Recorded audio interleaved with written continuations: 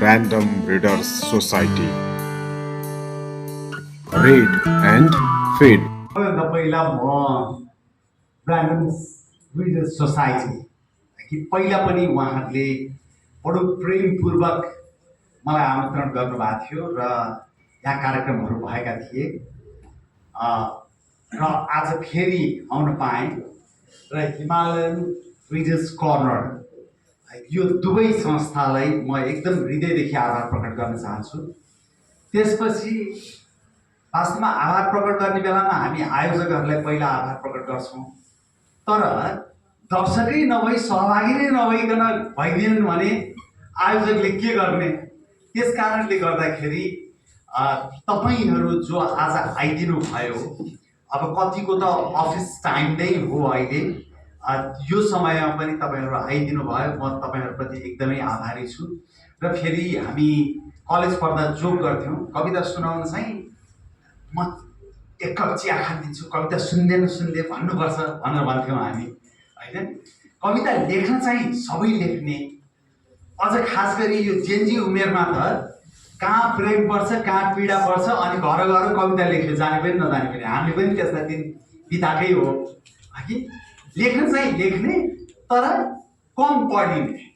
मेरो पहिलो कविता सङ्ग्रह छापिने बेलामा प्रकाशक निरज भारीले भन्नुभएको कुरा मैले पहिलो कविता सङ्ग्रह 10 वर्ष अगाडि त्यहाँ लेखेको पनि छु कि होइन, कविता सङ्ग्रह दाइको अब छाप्न त छाप्ने हो, तर कविता चाहिँ 300-500 भन्दा बढी बिग्दैन दाइ भनेर भन्नुहुन्थ्यो। अब तैपनि छाप्ने भनेर छापियो र सौभाग्यवश मेरो कविता सङ्ग्रह राम्रैसँग बिक्री भयो। त्योभन्दा पनि अझ ठुलो कुरा त त्यो पहिलो कविता सङ्ग्रह छापिएपछि हेटौँडा र नारायणगढमा मानव सेवा आश्रमले 6वटा हो कि 6वटा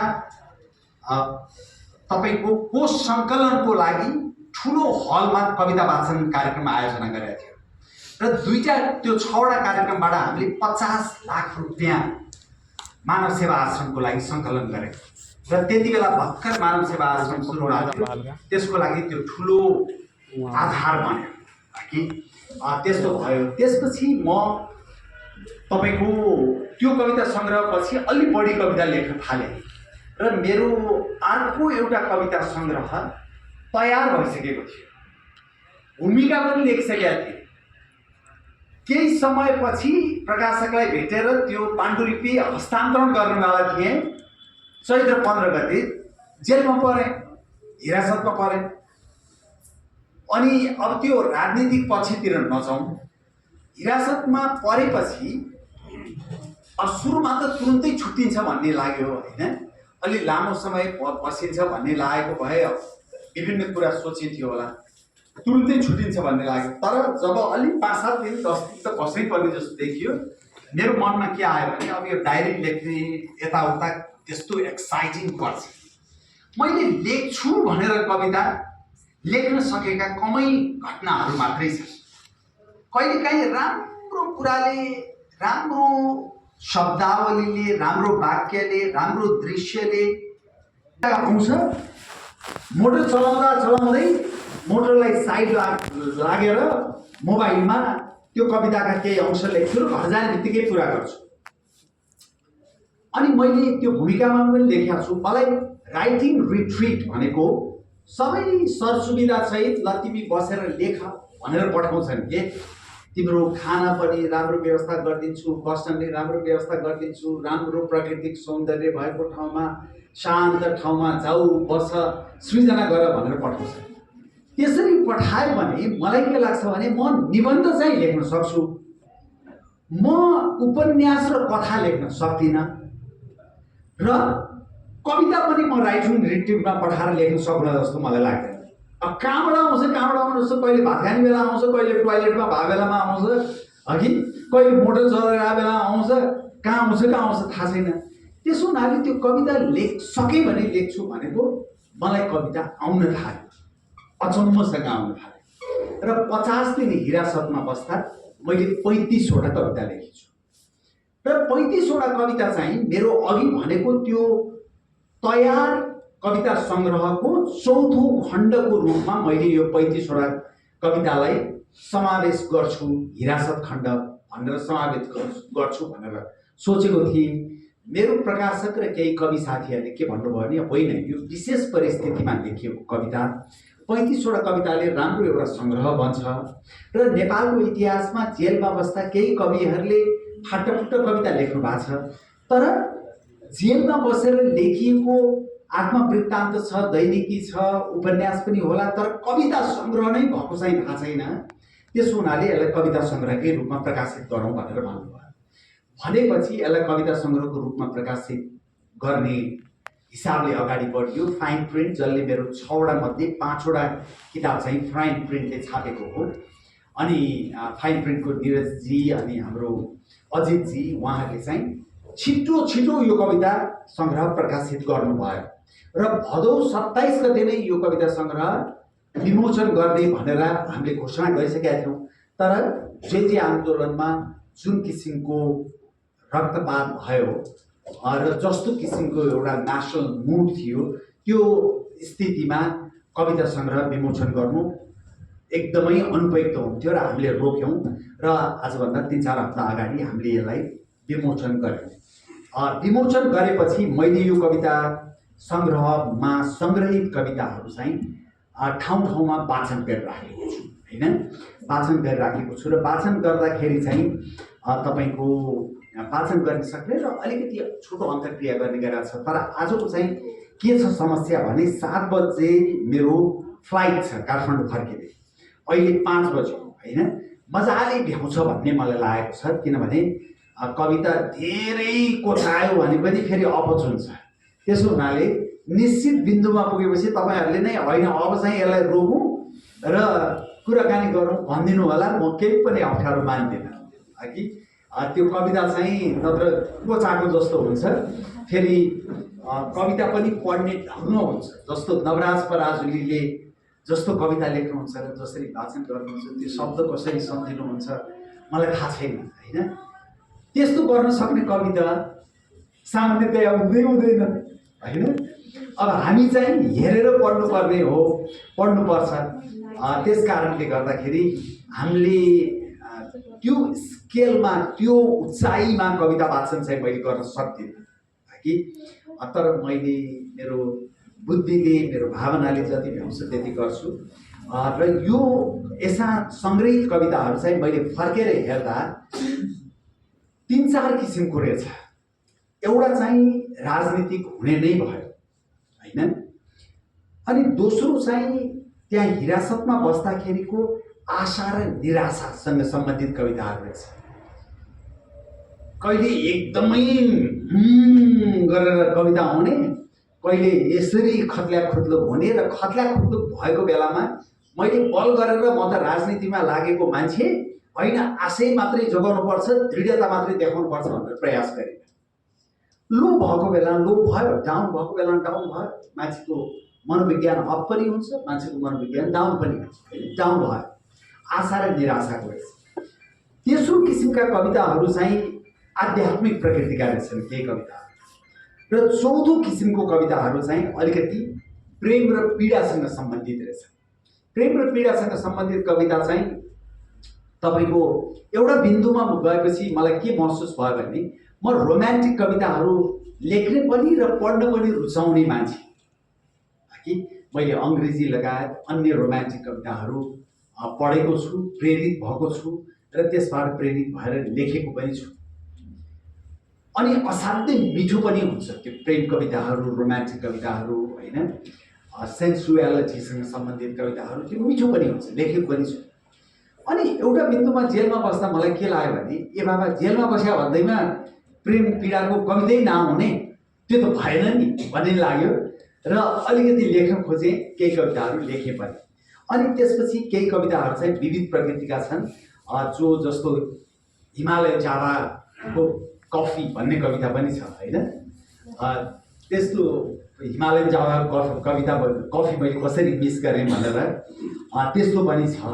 त्यस कारणले म अब सबैभन्दा पहिला चाहिँ त्यहाँ लेखेको, म चैत्र 15 गते राति मध्यरातमा हिरासतमा पुग्यो। मैले पहिलो कविता चैत्र 18 गते लेखेको रहेछ। म सबैभन्दा पहिला त्यही कविता वाचन गर्छु है। 18 गते लेखेको पहिलो कविता, म राज्य विरुद्धको कसूर भएँ। राज्यले नदेख्ने सबै मैले देखेँ, राज्यले नदेख्ने सबै मैले देखेँ, त्यसैले म राज्य विरुद्धको कसूर भएँ।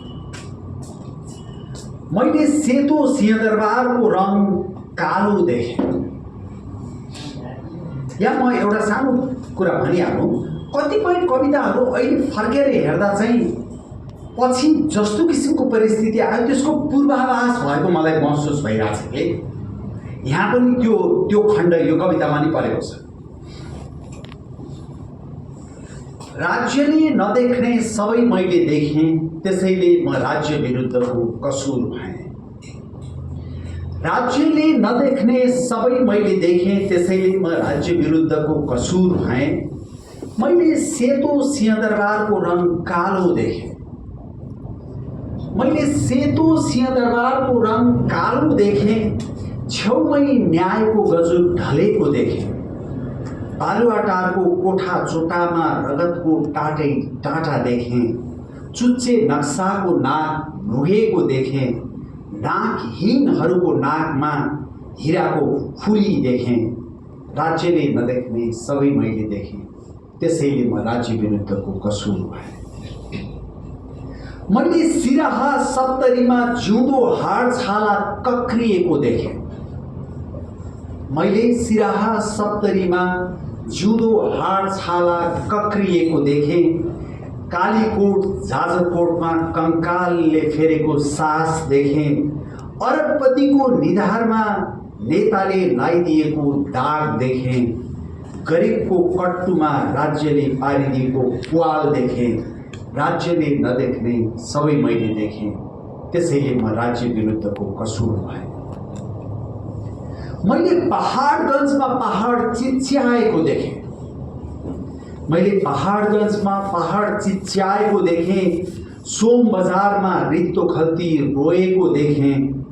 खाडीको बालुवामा नेपालको नक्सा देखेँ।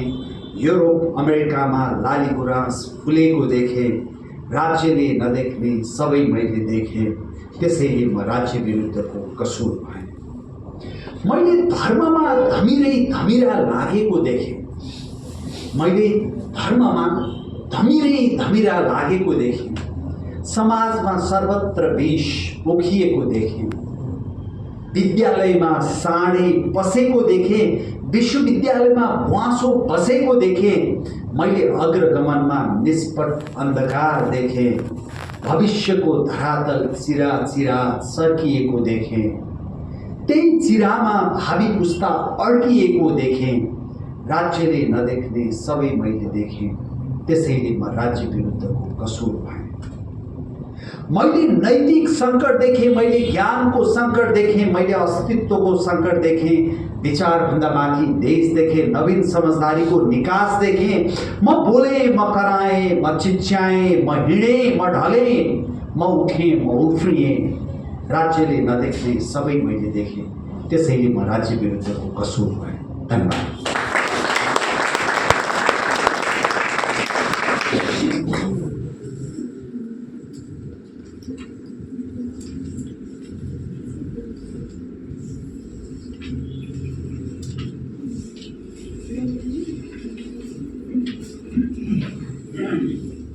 यो पुस्तक चाहिँ तपाईको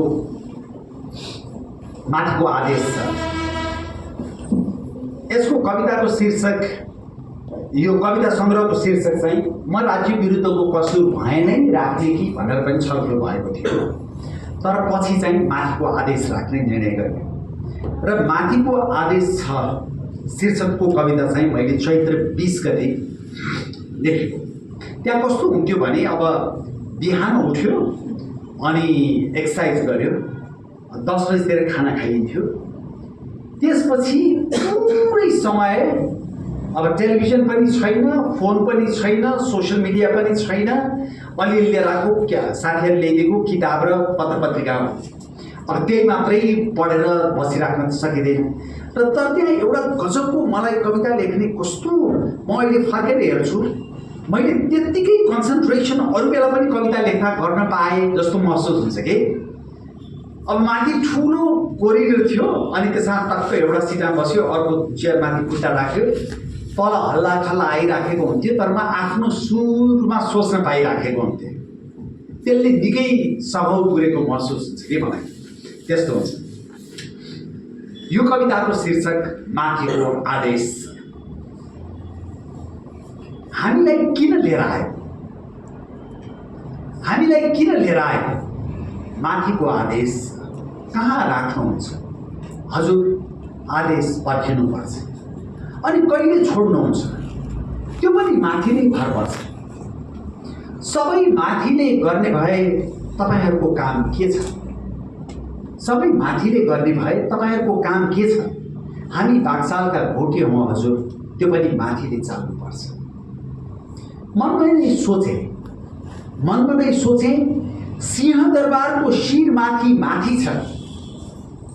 मनमा नै सोचे सिंहदरबारको शिर माथि छ न्यायालयको गजुर माथि छ संसदको रोस्ट्रम माथि छ यत्र तत्र सर्वत्र माथि छ देशको संविधान समेत माथि छ मनमा नै सोचे सिंहदरबारको शिर माथि छ न्यायालयको गजुर माथि छ संसदको रोस्ट्रम माथि छ यत्र तत्र सर्वत्र माथि छ देशको संविधान समेत माथि छ तल त केवल निरीह दुर्गन्ध छ बाध्यताको शिकार छ कसैको इमान बिकेको छ कसैको आँसु सुकेको छ धनीको धनमा नेताको गन्ध छ कुचिएको कचौरामा गरिबको अन्न छ तल के छैन सिङ्गो देश छ दुःख यति हो कि सिङ्गो देश माथि पनि माथि छ धेरै धेरै धन्यवाद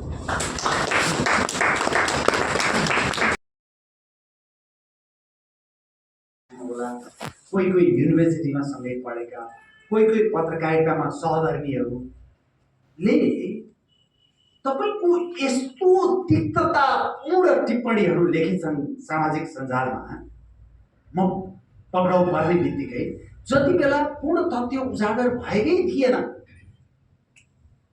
कसैले एक गालामा हानेर अर्को गाला सुमसुमे आछन् कसैले अरूले गरेको आलोचनालाई अनुमोदन गरेछन् कसैले आफै यति नमिठो लेखेछन् कि एउटा लिडिङ पत्रिकाको अनलाइनको सम्पादकले त रविन्द्र मिश्र भन्ने मान्छे यो देशको लागि यति घातक हो कि प्रकाशमान सिंह भन्दा खराब हो भनेर लेखि नै दिनुभयो विश्लेषण ल त्यही विश्लेषणमा नै उहाँको निष्कर्ष भए पनि कमसेकम केही दिन पर्खेर तथ्यहरू उजागर त हुन दिनु पर्थ्यो तुरुन्तै भोलिपल्टै साँझ त्यस्तो विश्लेषण लेख्नुपर्ने ठाउँमा हामी पुगिसकेका थियौँ र त्यस्तो गरेपछि मलाई असाध्यै नै चित्त दुखेको बेलामा मैले यो मौका ढुकेर बसेको मित्र भन्ने कविता लेखेको छु यो तपाईहरु पनि जीवनमा तपाईहरुमध्ये धेरैले भोगेको कुरा पनि हुन सक्छ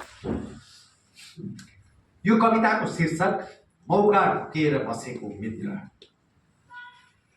यो देवभूमिमा म भस्मासुर कुम्भकर्ण पुतना र पिशाचिनीको छायामा फसेको छु यो देवभूमिमा म भस्मासुर कुम्भकर्ण पुतना र पिशाचिनीको छायामा फसेको छु विशाल पिजडाबाट धुमिल आकाश निहाल्दै को रहेछन् सक्कली को रहेछन् नक्कली गम्दै बसेको छु यो देवभूमिमा म भस्मासुर कुम्भकर्ण पुतना र पिशाचिनीको छायामा फसेको छु विशाल पिंजडाबाट धुमिल आकाश निहाल्दै को रहेछन् सक्कली को रहेछन् नक्कली गम्दै बसेको छु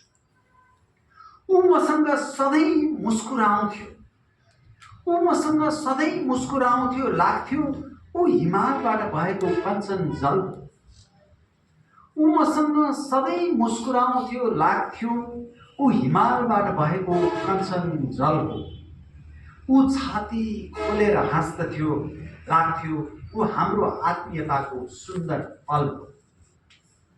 आखिर ती सबै कृत्रिम चित्र रहेछन्, ऊ मौका ढुकेर बसेको मित्र रहेछ। आखिर ती सबै कृत्रिम चित्र रहेछन्, ऊ मौका ढुकेर बसेको मित्र रहेछ। शङ्काले लङ्का जलाउँछ भन्थे, शङ्काले लङ्का जलाउँछ भन्थे, तैपनि बेला बखत शङ्का नलागेको होइन।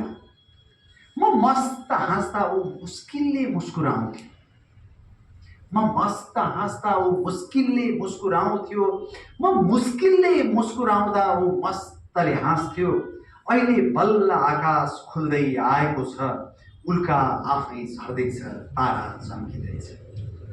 मलाई लाग्थ्यो मलाई अनिष्ट परेको बेला ऊ निष्ठाको ढाल बनेर आउनेछ। मलाई लाग्थ्यो मलाई अनिष्ट परेको बेला ऊ निष्ठाको ढाल बनेर आउनेछ। मलाई लाग्थ्यो मलाई सङ्कटाले गाँजेको बेला ऊ मङ्गला बनेर आउनेछ। को रहेछन् नक्कली, को रहेछन् सक्कली, अहिले छर्लङ्ग खुलेको छ। मित्रताको मठमा रोपेको तुलसी हेर्दा हेर्दै सिस्नु भएको छ। मित्रताको मठमा रोपेको तुलसी हेर्दा हेर्दै सिस्नु भएको छ। धन्यवाद।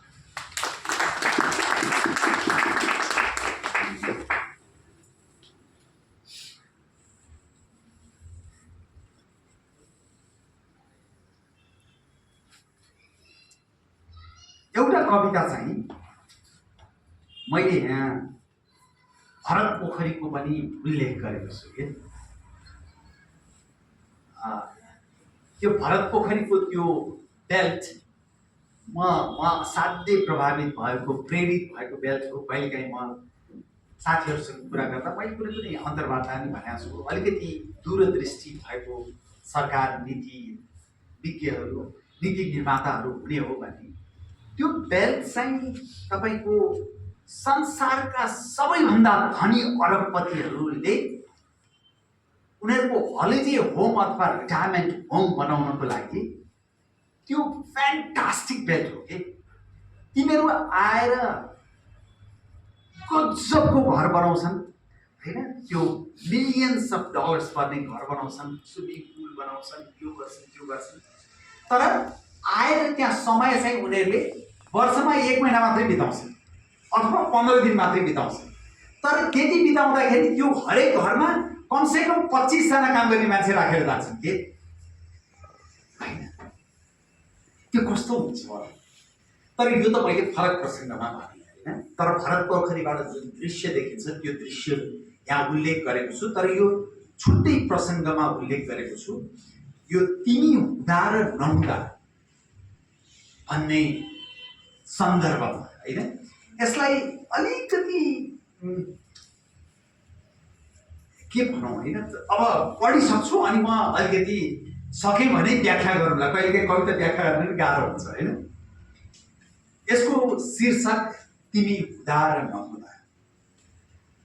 प्रदूषण पखाल्ने भारी वर्षापछि भरत पोखरीबाट देखिएको हिमाल निश्चल नीलो आकाशमा बतासिँदै गरेका प्याराग्लाइडर्स मानव मेरो अगाडि स्वर्गको एक टुक्रा झरेर पृथ्वीमा विराजमान थियो।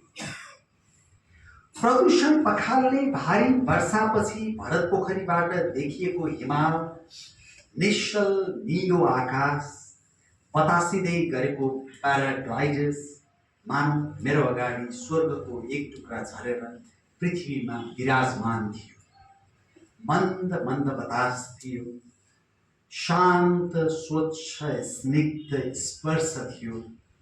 तर म अनुभूति शून्य थिएँ किनभने साथमा तिमी थियौ। मन्द मन्द बतास थियो, शान्त स्वच्छ स्निग्ध स्पर्श थियो। तर म अनुभूति शून्य थिएँ किनभने साथमा तिमी थियौ। प्रदूषण पखाल्ने भारी वर्षापछि चन्द्रागिरीबाट देखिएको हिमाल पातलो बादलमा नृत्य मग्न आकाश, काखमा बाक्लो हरियो जङ्गल मेरा आँखा सामु अकल्पनीय सौन्दर्य थियो। बतासको सुस्त सुसेली थियो, चराचुरुङ्गीको गुनगुन थियो, तर पनि म बेपरवाह थिएँ किनभने साथमा तिमी थियौ।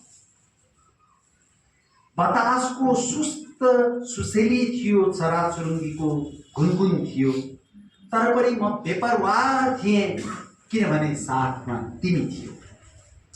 तिमी हुँदा र नहुँदाको अन्तर, तिमी हुँदा र नहुँदाको अन्तर, तिमी हुँदा र नहुँदा मात्र बोध हुन्छ। एक्लैमा म शून्य शून्य हुँ, तिमी भन्दा पहिले म जानै पर्छ। धन्यवाद। यसमा बेसिकली अलिकति फिल गर्नुभयो कि भएन होइन? एक ठाउँमा त्यो सबै प्राकृतिक सौन्दर्य थियो, तर उनी नहुनाले मैले त्यो महसुसै गर्न सकेँ। अर्को ठाउँमा पनि त्यस्तै प्राकृतिक सौन्दर्य थियो, साथमा उनी थिइन्, त्यसो हुनाले मलाई त्यसको मतलबै भएन। त्यो कन्ट्रास्ट एक्सप्रेस गर्नु खोजे हो कतिको भयो चाहिँ। Thank you.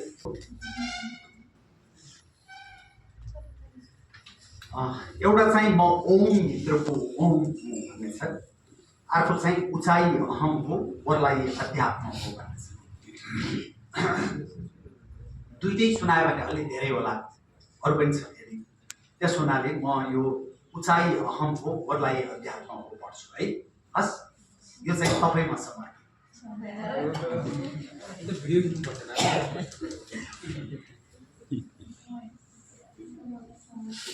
तपाईँ लेखिहाल्यो हो भने म पर्खिहालेँ।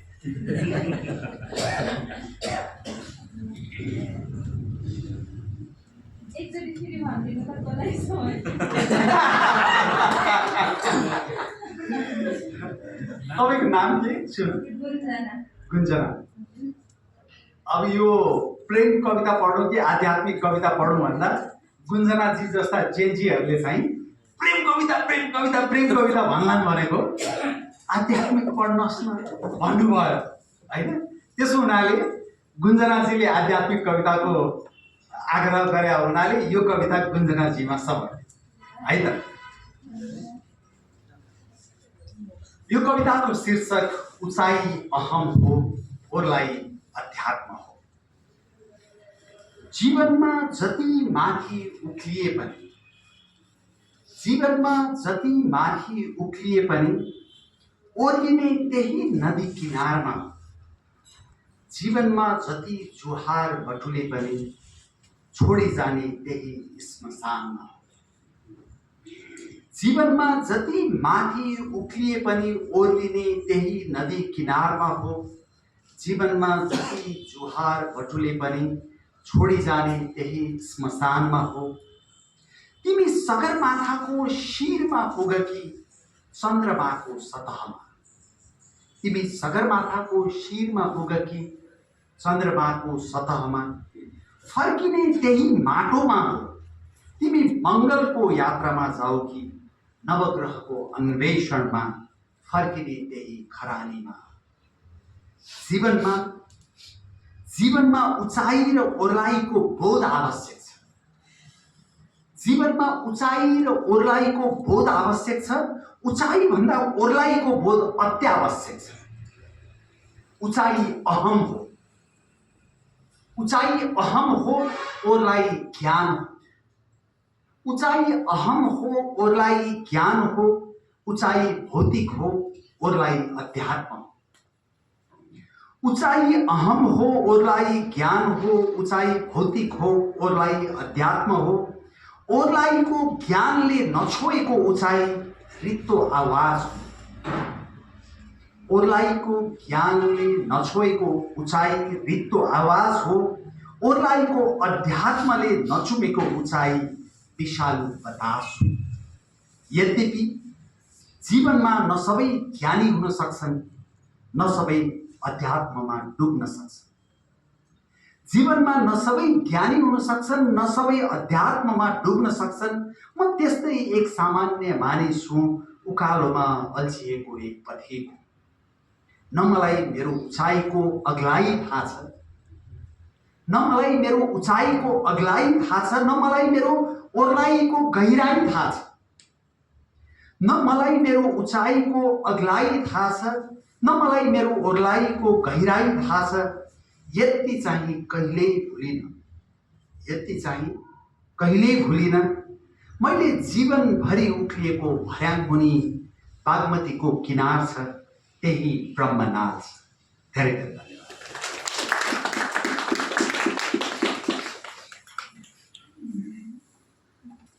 अब फेरि अध्यात्म पढ्ने कि प्रेम पढ्ने?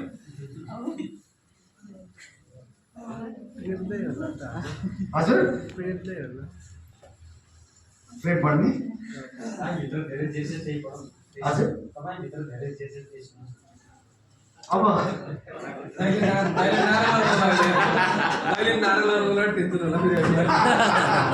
नारा लाउनु हेर्नुहोस्, मलाई आजकल समस्या कस्तो, अब म लामो समय परोपकारमा संलग्न भएँ, अझै पनि एक किसिमले छु। तर मैले जुन दिन राजनीति सुरु गरेँ त्यही दिन म आफैले स्थापना गरेर परोपकारी संस्था नेपाल नेटवर्कबाट मैले राजीनामा गरेँ।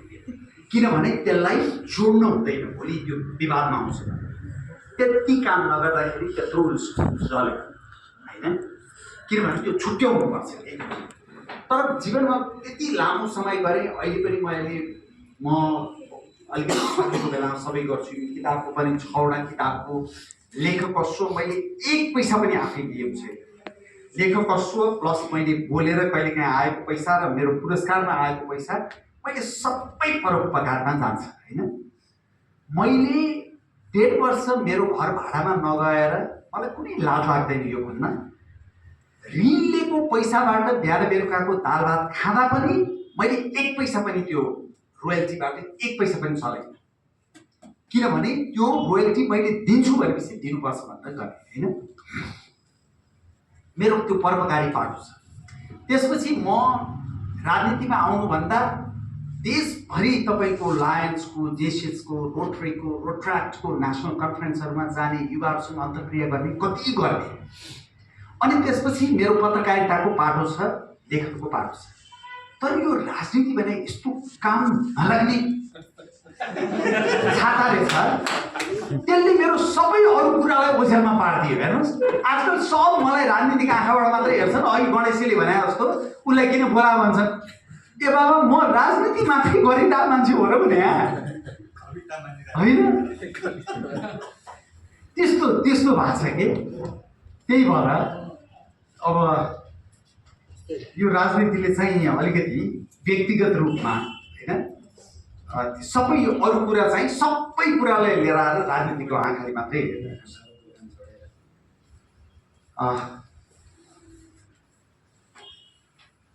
एउटा प्रेमकै जाओस्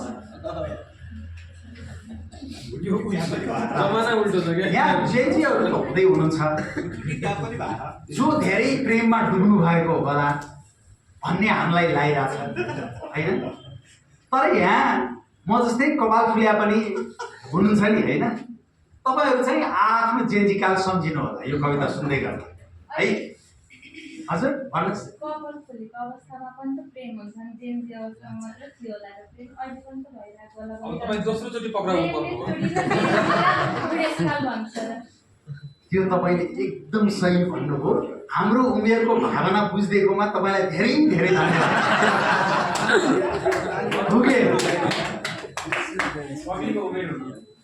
कविको मात्रै होइन, अरूको पनि हुँदैन। उहाँले एकदम ठिक भन्नु ल है त। सुशीलाजी रिमेम्बर योर डेज है। यो कविताको शीर्षक सायद माथिल्लो माया यस्तै हुन्छ। त्यो माथिल्लो भन्ने शब्द चाहिँ मैले नै पोइन्ट गरिदिएको। त्यो भनेको अलिकति माथिएको, पातिएको, माथ चढेको भन्न खोज्यो होइन। त्यो शब्द आफैले बनाइदियो। यो पढ्ने बेला त अलिकति पानी खानै पर्छ।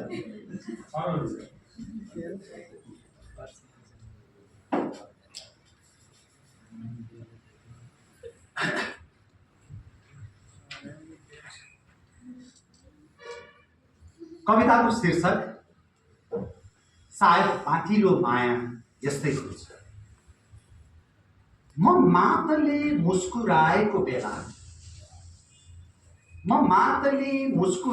बेला मेरो ओठ बन्द र तिम्रो चाहिँ खुला हुन्छ।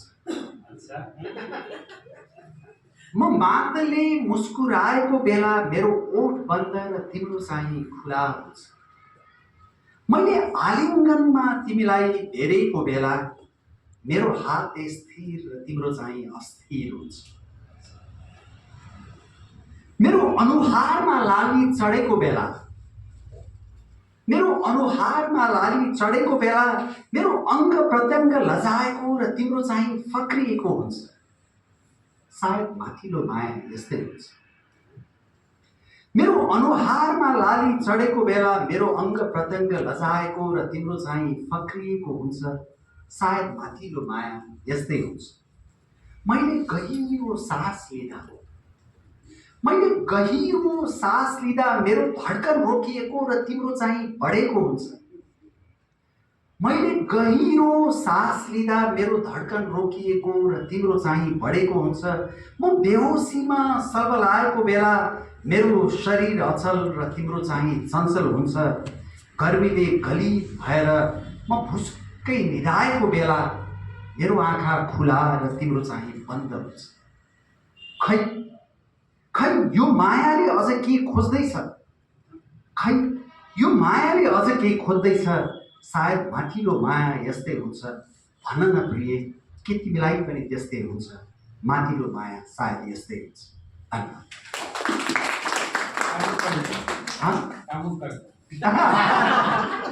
कामुक कविता त मैले यहाँ अर्को मेरो किताबमा आउँदैछ।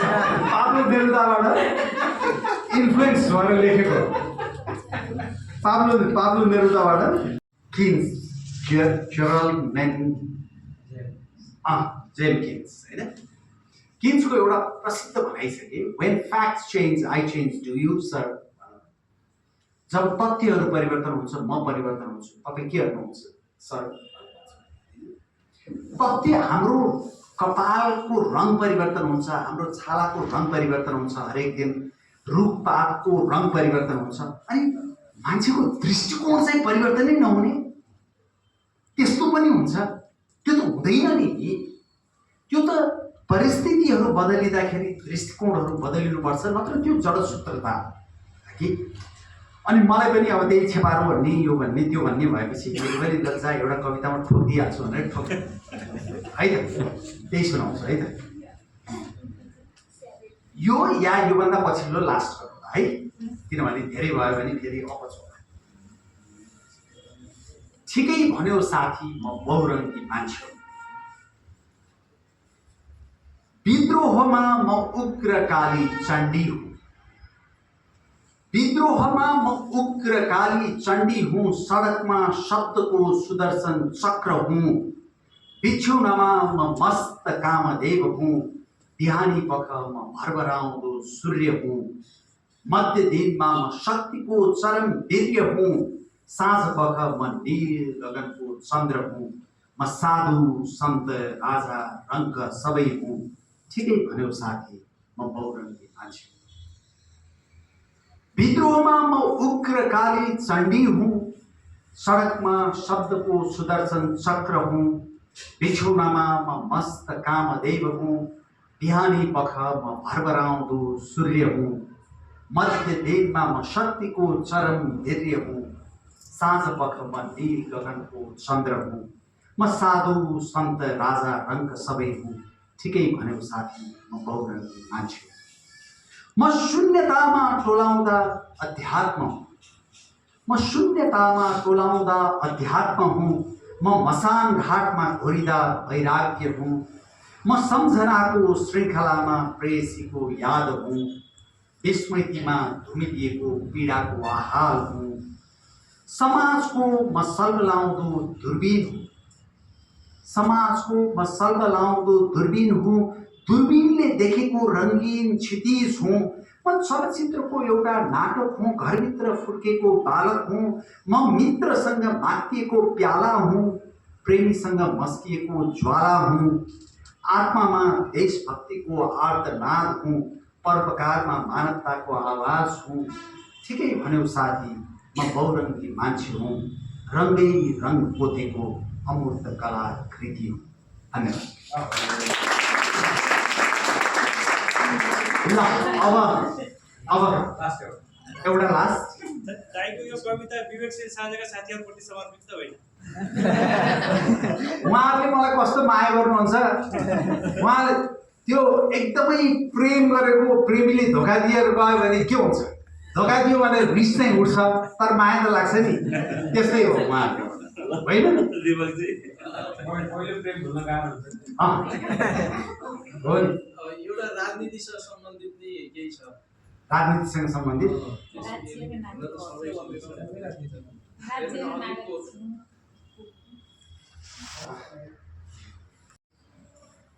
लास्ट भइसक्यो कविता।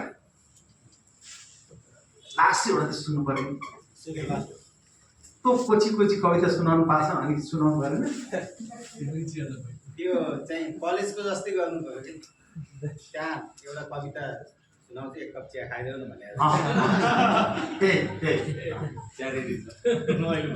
यसमा पनि त्यो केही खण्डहरू जब मान्छे बोल्न थाल्छ कसैले रोक्न सक्दैन भन्ने। कविता सुनेर अब चिया छैन। कविता सुनेर अब चियाको गीत छ। ल है त, यो अन्तिम है त। बिचरा कति छिटो हुन्छ भन्नु भयो, दिक्क भइसक्यो। गर्दन गाडी छ हो, सरी। तर तपाईँहरूले पनि लेख्नुपर्छ कविता। कविताले तपाईँहरूले जेसुकै काम गर्नुहोस् जीवनमा, त्यसले सौन्दर्य र रङ भर्छ तपाईँको जीवनमा। जेसुकै गर्नुहोस् तपाईँ, भोलि गएर टेक्निकल काम गर्नुहोस्, मेडिकल काम गर्नुहोस्, तपाईँ अरू विषय पढ्नुहोस्, होइन? तर जीवनमा सङ्गीतले, कलाले, साहित्यले, र खास गरी म चाहिँ साहित्यमा कवितालाई कविता चाहिँ पावरफुल विधा हो भन्ने मान्छे हो, होइन? अनि त्यसले चाहिँ तपाईँको जीवनमा यति मिठो रङ भरिदिन्छ नि, आफैदेखि मक्ख पर्न सकिन्छ कि कहिले। त्यस्तो हुन्छ है। मलाई थुनेर देश बन्छ भने तिमी मलाई के गर्छौ गर। तिमी मलाई के गर्छौ गर, जे गर्छौ गर। रोक्छौ, थुन्छौ कि ठोक्छौ। तिमी मलाई के गर्छौ गर, जे गर्छौ गर। रोक्छौ, थुन्छौ कि ठोक्छौ। मलाई रोकेर, थुनेर, ठोकेर देश बन्छ भने बनाइ देखाऊ। अरू जस्तै मलाई पनि शहीद बनाऊ, तर देश चाहिँ पक्का बनाऊ। त्यो फुट्न लागेको हिमताललाई के गर्छौ? त्यो फुट्न लागेको हिमताललाई के गर्छौ? त्यो गडगडाउँदै उर्लिएको कर्णालीलाई के भन्छौ? त्यो महिषासुर झैँ मचिएको कोसीलाई केले रोक्छौ? त्यो गर्जिएर चिच्याएको गण्डकीलाई कसरी थुन्छौ? एक दिन त ती विस्फोट हुन्छन्, कहिलेसम्म अनदेखा गरिबस्छौ? एक दिन त ती विस्फोट हुन्छन्, कहिलेसम्म अनदेखा गरिबस्छौ? प्रश्न सही र गलतको होइन, प्रश्न सही र गलतको होइन, प्रश्न सत्य र असत्यको होइन, प्रश्न तथ्य र कथ्यको होइन, प्रश्न देशको अस्मिता र अस्तित्वको हो, प्रश्न देशको नागरिक र नवपुस्ताको हो, प्रश्न त्यो हाड छाला सुकेको कान्छीको हो, प्रश्न त्यो दाउरा नबल्ने भान्जीको हो, प्रश्न तातो बालुवामा निसासिएको छोराको हो, प्रश्न घाँसको भारीले कुप्रिएकी आमाको। जब देश दुख्छ भुइँ मान्छे त बोल्छ। जब देश दुख्छ भुइँ मान्छे त बोल्छ। जब भुइँ मान्छे बोल्छ, न कसैले रोक्न सक्छ, न कसैले थुन्न सक्छ, न कसैले ठोक्न सक्छ। त्यो एक न एक दिन विस्फोट हुन्छ। अनि भन, त्यति बेला तिमी मलाई के गर्छौ? रोक्छौ, थुन्छौ कि ठोक्छौ? उत्तर सबै मसँग खोजेर देश भन्छ भने बनाइ देखाऊ। अरू जस्तै मलाई पनि शहीद बनाऊ, तर देश चाहिँ पक्का बनाऊ।